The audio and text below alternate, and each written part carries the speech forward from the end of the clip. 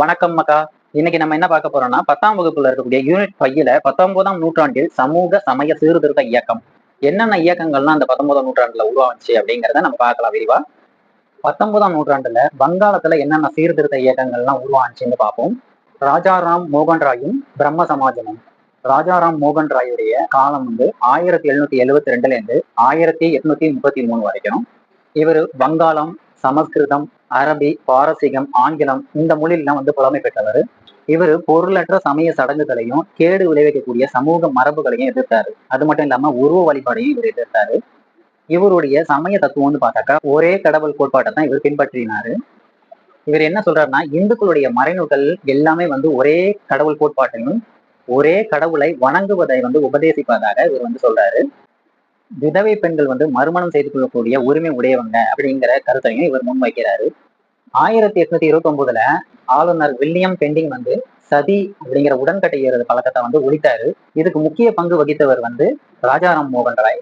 அன்றைய காலத்திலேயே பெண்களுக்கு எதிரான பெண் அடிமைத்தனத்தை கண்டனம் செய்திருக்காரு. 1828 ராய் பிரம்ம சமாஜத்தை உருவாக்குனாரு. அதே வருஷம் ஆகஸ்ட் 20ஆம் நாள் கல்கத்தாவில ஒரு கோயிலையும் உருவாக்கியிருக்காரு. பிரம்ம சமாஜத்தை உருவாக்கி உருவ வழிபாடு அப்புறம் பொருளற்ற சடங்குகளை தவிர்க்கணும் அப்படிங்கறத கருத்தை முன்வைத்தார். ராஜாராம் மோகன் ராய் இறந்ததுக்கு பின்னாடி மகரிஷி தேவேந்திரநாத் தாகூர் பொறுப்பு ஏற்றுக்கிட்டாரு. இவர் யாருன்னா ரவீந்திரநாத் தாகூருடைய தந்தை தான் தேவேந்திரநாத் தாகூர். இவருடைய காலம் 1817 இருந்து 1905 வரைக்கும். இவர் கடவுள் நம்பிக்கையை பற்றி 4 கொள்கைகளை முன்வைத்தவர். இவரை தொடர்ந்து பிரம்ம சமாஜத்துல கேசவ சந்திரசேன்ங்கிறவர் 1857 சபையில இணைஞ்சாரு. 1866 பிரம்ம சமாஜத்துல உறுப்பினர்களுக்கு இடையே பிளவு ஏற்பட்டு கேசவ சந்திரசேன் சமாஜத்துல இருந்து விலகிட்டாரு. அவர் விலகி புதிய அமைப்பு இந்திய பிரம்ம சமாஜத்தை உருவாக்குனாரு. இதுக்கு முன்னாடி இருந்த பிரம்ம சமாஜம் ஆதி பிரம்ம சமாஜம் அப்படின்னு அழைக்கப்பட்டுச்சு.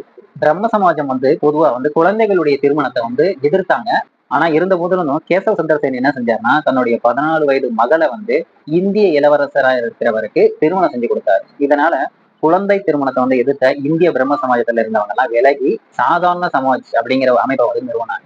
அடுத்து நம்ம பார்க்க போறது ஈஸ்வர் சந்திர வித்யாசாகர்.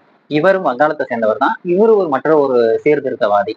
இவருடைய காலம் பார்த்தா 1820 இருந்து 1891 வரைக்கும். ராஜாராம் மோகன் ராய் மற்றவர்கள்லாம் மற்ற சமூக சீர்திருத்தவாதிகள்லாம் என்ன செஞ்சாங்கன்னா, மேலை நாட்டு பகுத்தறிவை நாடுனாங்க. ஆனா வித்யாசாகர் இந்து மறைநூல்களே முற்போக்கானவை அப்படின்னு சொல்லிட்டு வாதித்தவர். இவர் நவீன வங்காள உரைநடையின் முன்னோடி அப்படின்னு சொல்லப்படுறாரு. ஈஸ்வர் சந்திர வித்யாசாகர் தலைமையேற்று இயக்கத்தின் விளைவா 1856 மறுமண சீர்திருத்த சட்டம் இயற்றப்பட்டுச்சு. அதாவது விதவைகள் மறுமண சட்டம். அதே போல 1860 முதன்முறையா திருமண வயது சட்டமும் இயற்றப்பட்டது. இந்த பெருமையும் வித்யாசாகரையே சாரும். இது வரைக்கும் பிரம்ம சமாஜத்தை பத்தி பார்த்தாச்சு. அடுத்து நம்ம பார்க்க போறது பிரார்த்தனை சமாஜ். பிரம்ம சமாஜத்துக்கு இணையான ஒரு அமைப்பு தான் பம்பாயில 1867 நிறுவப்பெற்ற பிரார்த்தனை சமாஜம். இதை நிறுவியவர் ஆத்மராம் பாண்டுரன். இவர் 1825 இருந்து 1898 வரைக்கும் இவருடைய காலம். இந்த சமாஜத்துல 2 மேன்மை மிக்க உறுப்பினர்கள் இருந்தாங்க. ஒன்னு ஆர்.சி. பண்டர்கர், மற்றொருவர் நீதிபதி மகாதேவ் கோவிந்த் ரானடே. இவங்க 2 பேரும் மிக முக்கியமான உறுப்பினர்கள். மகாதேவ் கோவிந்த் ரானடேவுடைய காலம் 1842 இருந்து 1901 வரைக்கும். இவர் விதவை மறுமண சங்கம் அப்படிங்கிறத 1861 பூனே சர்வஜனிக் சபா அப்படிங்கிறத 1870 தக்கான கல்விக் கழகம் 1884 இவர் நிறுவியிருக்காரு. இந்த யூனிட் 5 தொடர்ச்சியை அடுத்தடுத்து பார்ப்போம். நன்றி மக்கா.